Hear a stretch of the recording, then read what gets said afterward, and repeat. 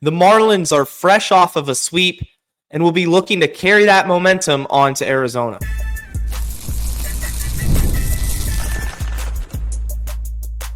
You are Locked On Marlins, your daily podcast on the Miami Marlins. Part of the Locked On Podcast Network, your team every day. Welcome into Locked On Marlins. I'm your host, Jeremiah Geiger. I've been podcasting about the Marlins for 4 seasons. Go hit me up on X at Jeremiah Geiger 2.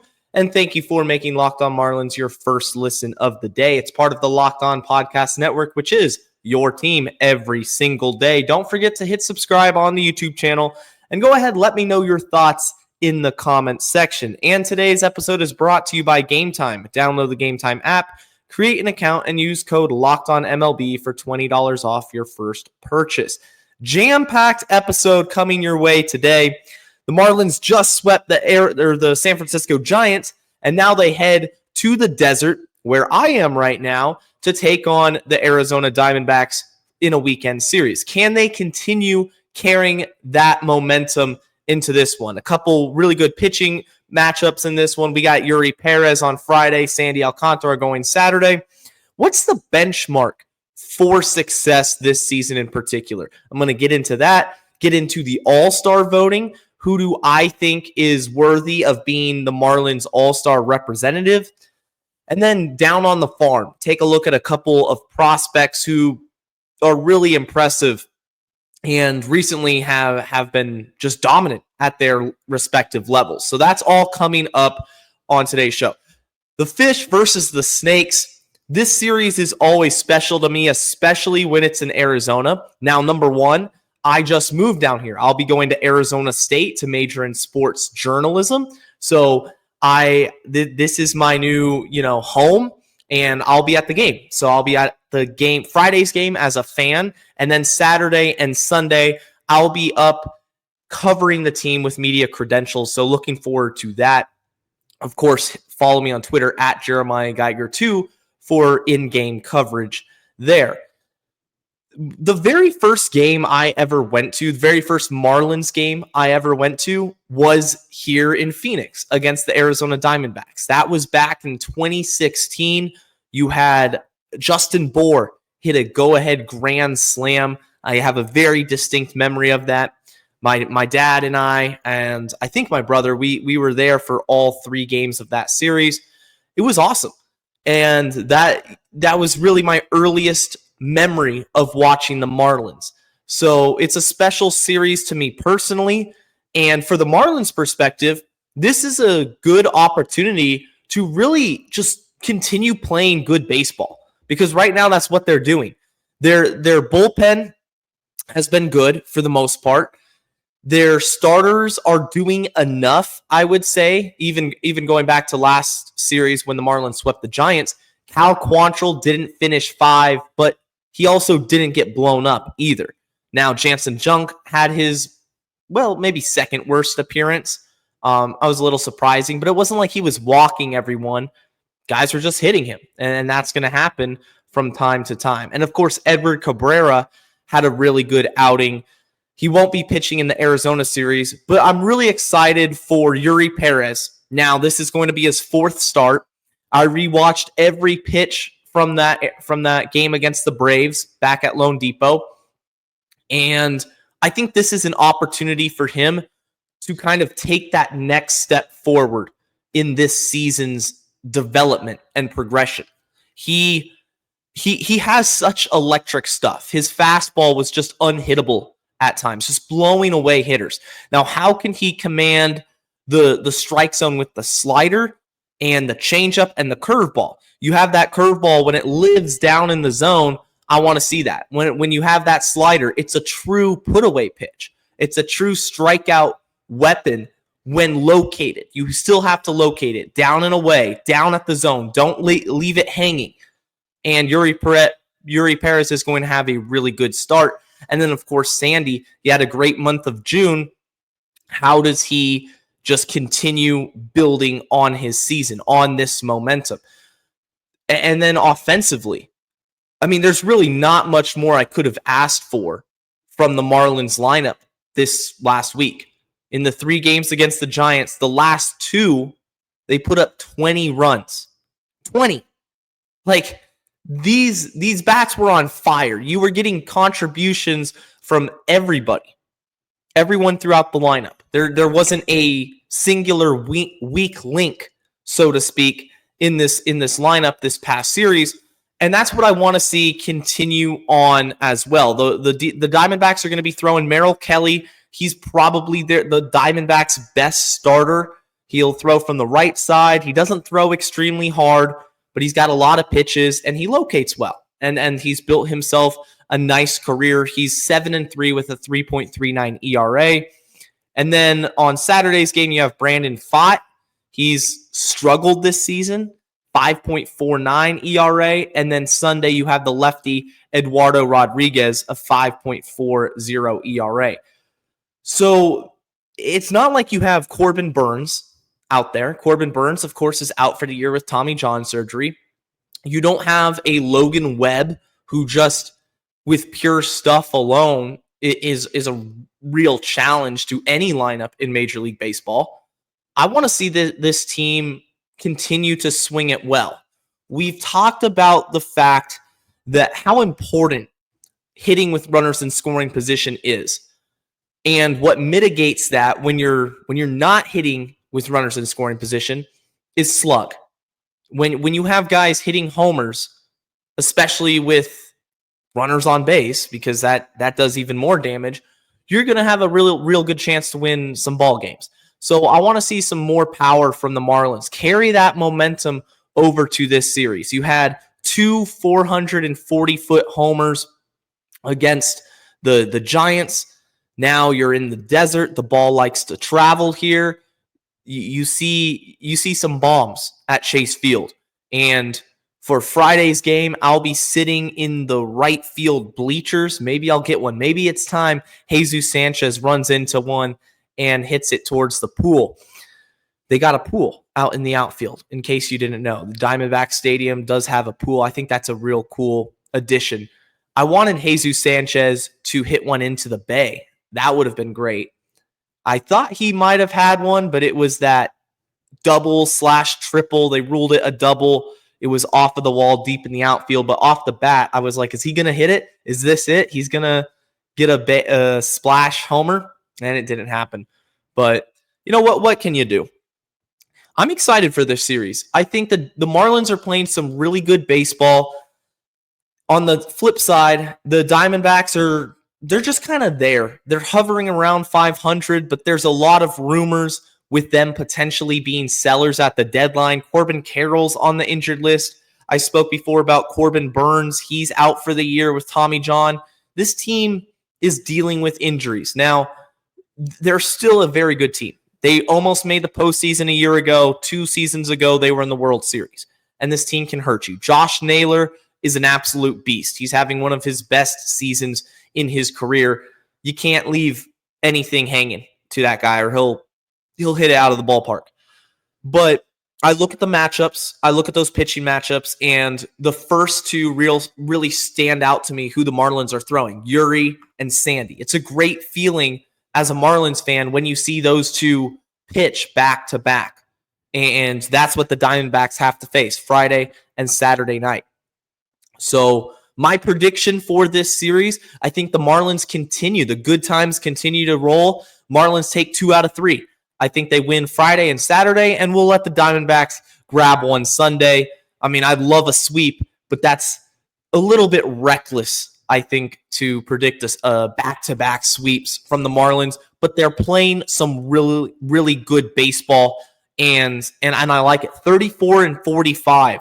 The Marlins are right now. They're 4th place in the National League East. They're not the cellar dwellers. Let's keep that going. Let's show tangible signs of improvement, not just in how the players develop, but also in terms of the Marlins' record over 162 games.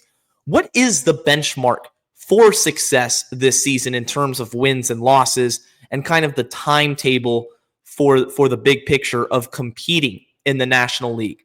I'm going to talk about the benchmark for success this season right after this. And this episode is brought to you by Gametime. Have you ever decided at the last minute to head to a ball game with friends or family? Maybe it's game day and you suddenly realize you want to be in the stands. And that's exactly where Gametime comes in. It's the easiest way to grab last-minute tickets without the stress. With the money you save on tickets, you can splurge on food, drinks, merchandise, or even invite a bigger group to come with you. Gametime makes it possible. Gametime makes buying tickets fast and simple. Prices on the app actually drop the closer you get to first pitch, and they've got incredible last-minute deals, clear seat views, and a lowest price guarantee that takes the worry out of buying. And guys, that is exactly what I used to get my ticket for Friday night's game. I used Gametime, and I bought it today on Friday because exactly what they're saying, the perks of it. You have all-in pricing. I know exactly how much I'm going to pay. And I found a cheap ticket in the outfield. It was a good view. I went ahead and bought it, went to checkout, and it was that easy. And then a couple minutes later, the tickets are delivered to my email. So if you want to save money, you want to experience, go to a game and get some seats via Gametime, then download the Gametime app, create an account, and use code LOCKEDONMLB for $20 off your first purchase. Terms apply. Again, create an account and redeem code LOCKEDONMLB for $20 off. Download the Gametime app today. Last-minute tickets, lowest price, guaranteed. I appreciate all the everyday listeners out there, part of the Locked On Marlins crew, Monday through Friday, all season long. The benchmark for success this season, what is it? Because the Marlins were 62-100. They gutted the roster a year ago in Peter Bendix's first season on the helm. And now we're in the thick of the new era. This is the new era of Marlins baseball. This is going to be the second full draft under Frankie Pilieri, the second full season with Peter Bendix as the president of baseball operations. And it's very clear that the Marlins have the future in mind. They're building something for the future. But what does that mean for wins and losses? Because for the average fan, for the average Marlins fan, you could get impatient, and I wouldn't blame you. You want to win. You don't want to sit around and wait multiple years for a rebuild to commence and just come to fruition. You want to see tangible results. The Marlins right now are sitting at 34-45. They've been playing some very good baseball as of late. They lost 3 out of 4 to the Phillies, but then took 2 out of 3 from Atlanta at home. They swept the Giants, and now they stay on the road against Arizona. So if you get a sweep here, you take 2 out of 3 like my prediction was, you would be 39-46. If you no, I take that back. My math is off. You would be 36-46 if you win 2 out of 3. If you sweep, suddenly you're only 8 games under 500, and that feels pretty good. You're on pace to win 70 games if you're the Miami Marlins. That would be an 8-win increase from a year ago. In my mind, that would be better than expected. I think if you can win 70 to 73, 74 games, I don't see this team getting into the high 70s. That would take a ton of overachievement, both in the pitching staff and offensively. But if you can keep up this pace, continue playing good baseball, and get a 10 to 12 win increase from a year ago, then I'm extremely happy with that. Because now that moves the bar to next season, 2026, as, okay, we saw tangible improvement in 25. Now in 2026, can we get to be an 80-win team? If this team, let's just say 71 wins, because the Nationals a couple years ago were 71-91 after a 100-plus loss season, but they stayed that way. They didn't continue their progression, that positive trajectory. And that's what I don't want to see happen with the Marlins. 2027 is kind of the year I have circled in my cerebral calendar in which the Marlins are going to be expected to compete on a national level and within the fan base. If you roll into 2027 without aspirations of competing for a wild card, if not the division, then I think something went wrong. Especially if you can win about 70, low 70s this year. Because you're already improving from a year ago. What do you want to do in 2026? Who is the core that you're establishing on this Marlins team that is going to take an even further step forward? Think about Agustin Ramirez, for example. Ramirez has been in the big leagues for 2.5 months. Like he's only going to get better. The talent jumps right off the screen. He's a stud in all sense of the word. He's going to be here for a long time. Eury Perez, yes, it's been a middling first 3 starts off of Tommy John surgery. He's 22 years old, coming off of Tommy John surgery. The command has been inconsistent.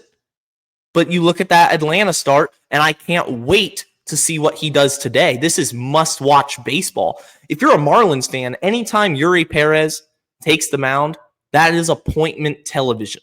Let me clarify that. He's not just an average prospect that the Marlins have. All 30 teams would want this guy on their major league roster. It just so happens that he's a Miami Marlin, and hopefully he's going to be a Miami Marlin for a long time. And you look ahead to next year, he's going to be your ace. Assuming Sandy Alcantara gets traded at the deadline or in the offseason. Now, in the current moment, the Marlins are losing. That it sucks, you know. I think back to 2023 and I want to experience a competitive season, feeling the joy that my team is competitive and going to the playoffs again. And that will happen. I believe it's going to happen, but it takes time, it takes progress and development.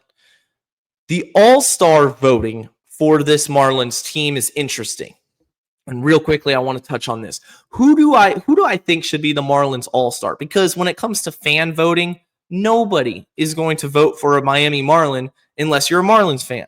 To be honest with you, most of the fans, the casual baseball fans, don't know Marlins players. They don't watch Marlins baseball. Marlins have to find a way to make themselves relevant again. And that's a conversation for a whole nother time.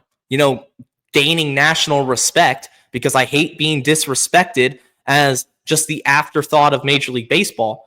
But in terms of this season, who should the Marlins All-Star be?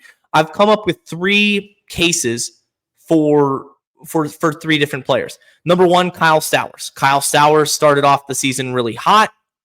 He hit a slump, but he snapped out of that slump. He's starting to heat up.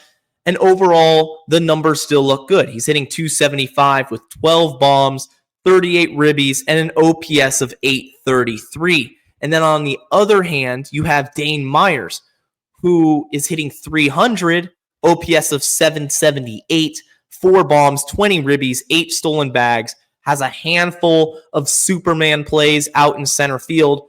The only issue, he only has 160 at-bats compared to Kyle Stowers with 255. So a significant gap in playing time between those 2 players. And the other player I wanted to mention is Edward Cabrera.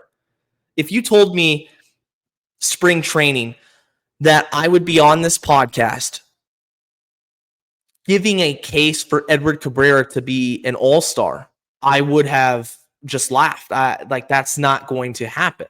There's no way. What alternate reality is this? But that is exactly what I'm about to do. His 13 starts, through those 13 starts, 64 1/3, 69 strikeouts, a 3.78 ERA, Now, the wins and losses, he's at 2-2. I don't put a ton of value on that stat in this day and age, just given the fact that the bullpen usage these days are more frequent than ever. That, starter, it's kind of out of his control whether he gives up one run and pitches 6 innings, and then that's it. And the offense doesn't score a lot. The bullpen comes in. It's a bullpen game. More often than not, these games come down to the Marlins bullpen and the opposing team's bullpen. So the 2-2 record, I'm not even going to focus on. But the last 2 months through May and June, he's been great. He's been awesome. Throughout the month of May, he had a 2.0 ERA in 27 innings. Throughout the month of June, 18 2/3 innings, a 2.89 ERA. He's been dominant the last 2 months. And given the fact that every team needs one representative in the All-Star game, there's a case to be had for Edward Cabrera. Down on the farm, there's a couple prospects I really want to talk about who are part of the Marlins' future in some capacity. Robbie Snelling and Jakob Marsee. I'm going to talk about them right after this.